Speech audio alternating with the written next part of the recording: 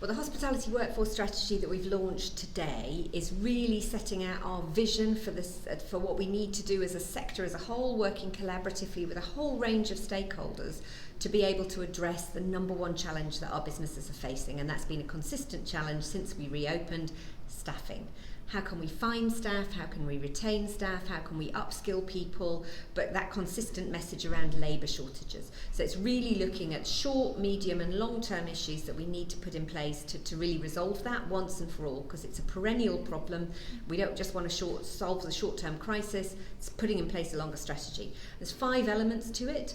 It's about how do we recruit and what do we do to recruit people, and how do we broaden out the breadth of areas that we're looking at recruiting so we can access the widest talent pool. And that's Hospitality Rising and our recruitment campaign with young people, but it's also working with Job Centre Plus so that they prioritise hospitality as a career of choice for returners, over 50s and those that are more challenging to place.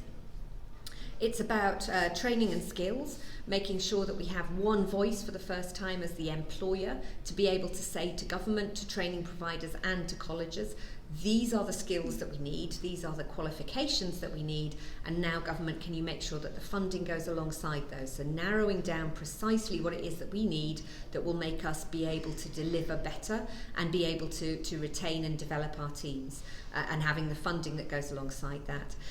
The third element is around career and image. It's making sure that we've addressed the problems that we've got with the image of the industry, but also that we've got a really strong, compelling narrative that goes out into schools, and it's getting behind Springboard and Career Scope as our ambassadorial programme of choice to make sure that people understand what hospitality is, what's the breadth of roles that we've got. We have the advantage that we touch everybody's lives daily, but we have the disadvantage that they only see the front of the iceberg. They don't see the rest of the great quality jobs that we've got.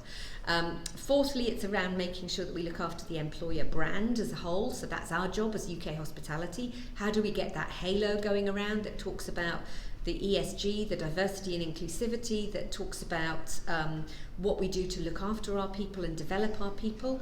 And then finally, it's about talking about the wider macroeconomic infrastructure that goes alongside supporting people back into work.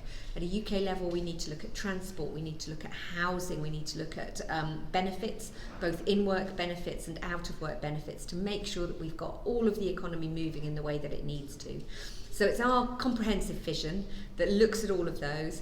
Employers can get involved by sharing it, downloading it, commenting on it, and then there's going to be work streams that sit all along underneath those 5 areas where we get our employer voices to tell us what the apprenticeship looks like and what needs to look like, to tell us what the qualifications are that they value and want, and then we'll go away, do the heavy lifting, deliver that, and then they can buy into those solutions that they know are common across the industry.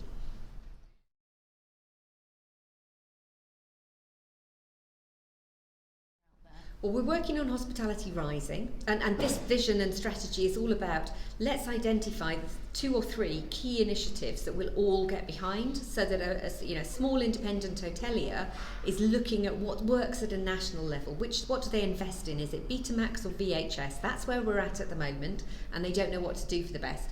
And they also don't know how they can take and develop somebody who's joined from another employer. So a lot of our people will join for 6 months, and then you have to go back to the beginning and start again in training them up. So there's 2 big initiatives that we're working on that are being in development. One is Hospitality Rising. How can we get that common message out to young people about why they should look at hospitality? And behind that, for every independent business that joins, and it's £10 per worker as a cost to be able to do that marketing campaign, they will get access to an exclusive jobs board so that you can market your jobs and your vacancies, not just at a local level, but at a national level. So somebody who might want to come and move from Lancashire down to Devon or vice versa. The second one that we're working on is a universal skills passport, so that employers can look at the basic qualifications and have a good understanding at a national level about what does good look like at entry level.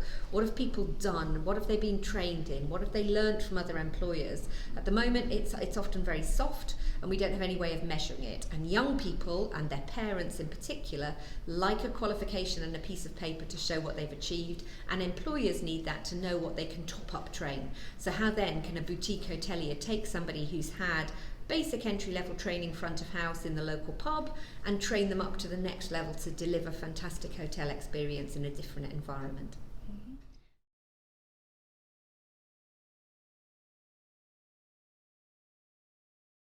I think there's two elements to that. One is that hospitality businesses through the pandemic had to be really agile, had to be fleet of foot. Their leaders and their managers had to develop different ways of working and be very agile in engaging with their staff at a unit level, at a company level.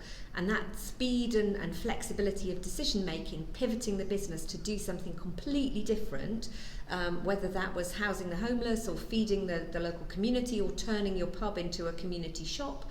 All of those things are great leadership characteristics that we need to be fostering and building on, and those are the kind of soft skills that you only learn in hospitality. And it stood us in better stead than a lot of other industrial sectors. So we need to capture that, find a way of explaining and developing that. And I think the second one then is around that ability that hospitality has to provide people with a quick, low-cost route to setting up in business and being their own boss. And that's something that is hugely appealing to young people. Come and work with us for a short period of time, then you can go and do it yourself, whether that's taking on a tenanted pub or a franchise restaurant or setting up a guest house. All of these skills that you learn at hospitality, you can then be your own boss. And we need to be able to provide that as part of the careers platform as well, not just looking at entry level in a corporate and going all the way up to the top, adding in those side hustles.